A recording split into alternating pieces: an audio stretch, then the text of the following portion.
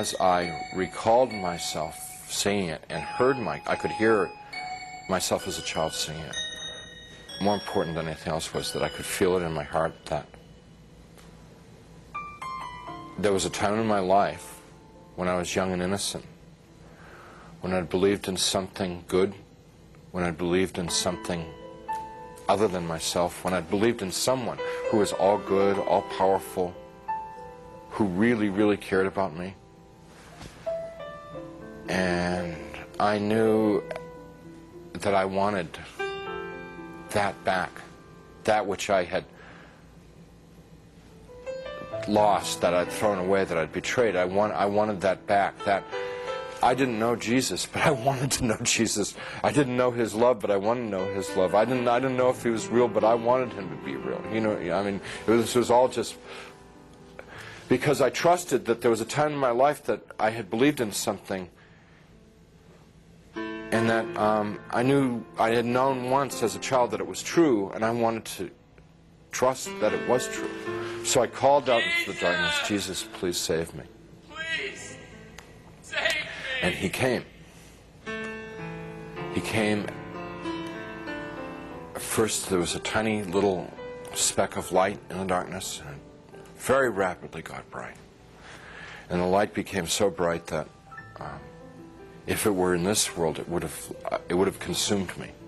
I just would have fried me to a crisp. But it wasn't at all hot or dangerous there. The light just came upon me, and He reached down. He was in this light, and He reached down out of this light and gently started to pick me up. And in His light, I could see that I was gore and filth and wounds all over, and I looked like roadkill. And He's gently putting His hands underneath me and very tenderly picking me up. And as He's touching me, everything just goes away.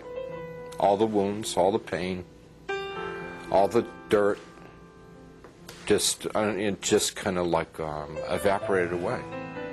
And I'm like whole and healed. And inside,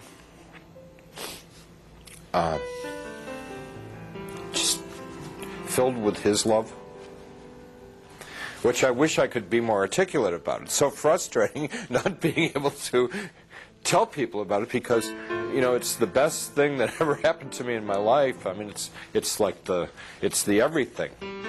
You know, it's the all of life is to know that love. And, you know, I get to it and I just can't describe it. I can't convey it to you.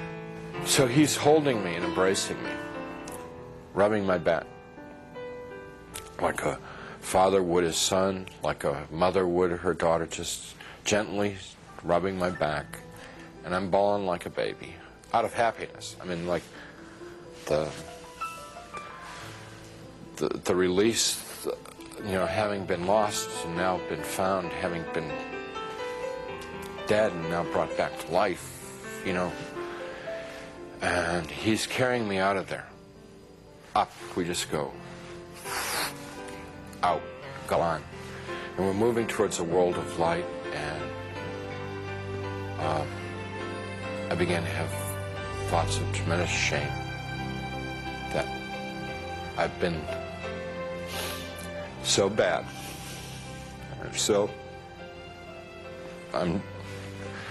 I thought of myself as dirt, garbage, filth. And I thought to myself, He's made a mistake. I don't belong here. He doesn't want me. You know, it's like the shame. Like, how could he care about me? You know, why me? I'm bad. And we stopped. We weren't in hell. We weren't in heaven. We were in between. And we stopped. And He said, "We don't make mistakes. You belong here." And we began to converse, and He was talking and telling me things, and He brought over some angels, and we went over my life from beginning to end. And what they wanted to show me in my life was what I had done right and what I had done wrong. And without going through my whole life story, it was real simple, real simple. When I had been a loving, kind person, considerate of other people, it made the angels happy, it made Jesus happy, and they let me know that it made God happy. And when I had been selfish and manipulative, it made the angels unhappy, it made Jesus unhappy, and they let me know that it made God unhappy. What they were trying to convey to me, in a nutshell, was my whole purpose of my existence had been to love God, love my neighbor as myself. That's why I had been created. That's what I was in this world to do and to learn, and I had failed. They told me that I had to come back to this world, and I got real upset because I wanted to go to heaven. What they told me about heaven, it's like the most fun, most interesting. I mean, it's the most wonderful place. I mean, everybody would want to go to heaven, and I wanted to get there. And they said that I wasn't ready, I wasn't fit, that it wasn't my time to go to heaven. It was my time to come back to this world and try and live the way that God wanted me to live, the way God had created me to live in the first place. I told them, Jesus and the angels, that I couldn't live in this world without them. And I said that I would have, my heart would break to send me back to this world, because they'd be there and I'd be here. And they said to me, you don't get it? What is the matter? We were showing you all this, we would explain to you. We've always been there. We always have been there. We've always been with you all this time. And you've never been alone down there. And I said, you've got to let me know that you're around once in a while. So they said, if I prayed and confessed my sins to God, gave what I had, and what they meant by what I had was gave my worries, my cares, my hopes, my dreams, just gave it all up to God. That there would be times when they would be there, and I would know in my heart that they were there. Wouldn't necessarily see them or hear them, but I would feel the love like I'd felt it then. And I said, if you will assure me that there are times when I can know that love, I could live in this world. And they said that they would do that, and with that they sent me back. After the experience, the nurse who had been in the room a few minutes before and said they couldn't find a doctor, and they'd try and get one the next day, she came running back to the room and she said, a doctor's arrived at the hospital, which was like, this is all pretty miraculous stuff, because this is now like 9:30 at night, around 9:30 at night. She said, doctor's arrived at the hospital and we're going to have do surgery on you right away. And some orderlies and people came in and they threw my wife out of the room. And it was very disturbing because I was trying to tell them and I wanted to tell my wife what had happened to me. So when I passed my wife in the hall on the gurney on the way to the surgery, I said, everything's going to be great. And she just started bawling because she thought like that was like a dying man, you know. You know. Strange thing about the experience is the memory hasn't dulled at all. It's real intense. And I don't know, it just stays intense. And I believe that one of the reasons that God gave me this experience so that I would have an opportunity to share it with someone. I don't know who, I never know who. But I would have the opportunity to share it with somebody so that it could be of help to them.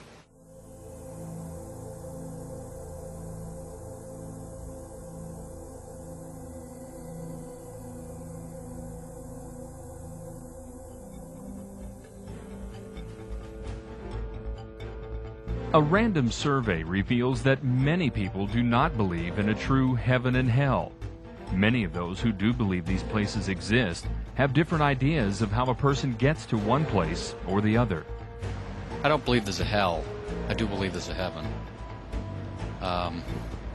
somehow there has to be more to this existence than just, your short period of time on the earth. It's got to be something following it. I believe that everyone will pay for what they do in life. I don't believe necessarily by what the Bible says about hell being a fiery inferno. I believe that hell is just your worst fears and everything that can be evil in your own perception you pay for eternity. And I also believe that heaven is where you could live for the rest of your life in peace as long as you love God and live for God and live by His word. I do believe there is a heaven, definitely a heaven. I'm not sure so much about the hell, how you explain hell. However, yes, heaven, yes. I don't think it's necessary that you attend church to go to heaven or that you believe in the Bible, but just live a good life. I think hell is reserved for just a few really bad people, maybe somebody who might commit murder intentionally. Probably murder is about the only thing I would think you would probably end up in hell for. I'm not really sure what would define you to go to hell or why you would go to heaven. I really wouldn't know. I think there's probably not either a heaven or hell, just a afterlife. I don't know exactly what it is, but I think I'm not sure what there is, but I think there's just sort of a middle, like a limbo or a purgatory where everybody goes. That's neither really comfortable or really traumatic. I believe that everybody, number one, in their own mind thinks of a heaven and hell, and heaven is what makes them the happiest, what they're looking forward to in the future, and what they strongly believe by their belief, whether it be God or some other deity or some other entity, that heaven does exist, and that's what they work for in life. My daughter is a proclaimed atheist, but somewhere in the back of her mind, she knows that there is, in her mind, what she wants out of the final lifetime. And to me, that is all it requires. A deity is not required. I believe in my kind of belief, which is more of a metaphysical belief. I believe how you feel on earth and how you view heaven, what it is, it's your own conception. So it becomes that way when you die. So if you believe that there's a God source in you and that you're basically a good person and you're a happy person, then that's what happens to you after you go. But I don't believe that you're penalized and that you go to some place full of fire if you didn't live your life the way organized religion thinks you should.